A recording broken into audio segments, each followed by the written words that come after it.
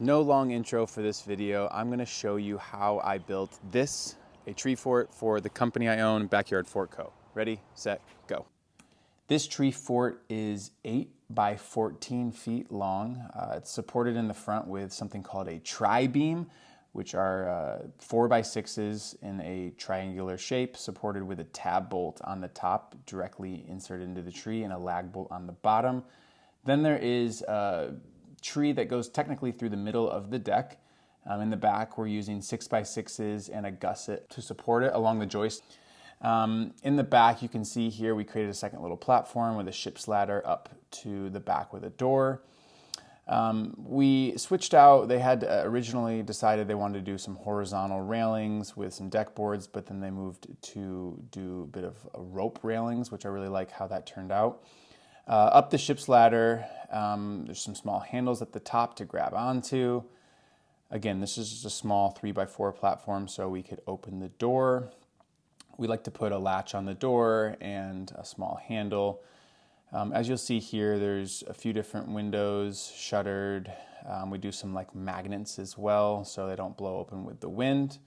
We'll go inside here. Again, this is a 6x8 platform. Nope, 6x8 structure, sorry.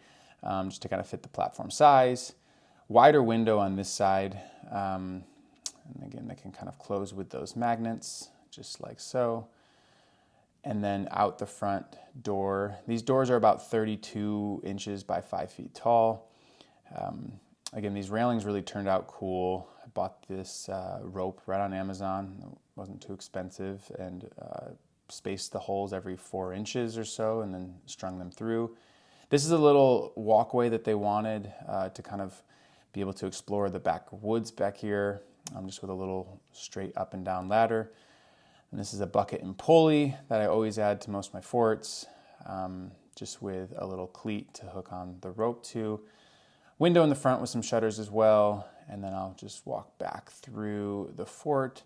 We keep it really open on the top, just, so we can get light in there and it doesn't get too musty. Here's a few more views of the outside. Really like how this one turned out. I specifically like how the front hangs over the tree, kind of giving it that true tree fort look. And that's about it. If this was interesting to you and you want to see more, let me know in the comments. Like this video, subscribe. I may even put out a whole video of step-by-step how to build a tree fort similar to this. Thanks so much for watching. Until next time, see you later.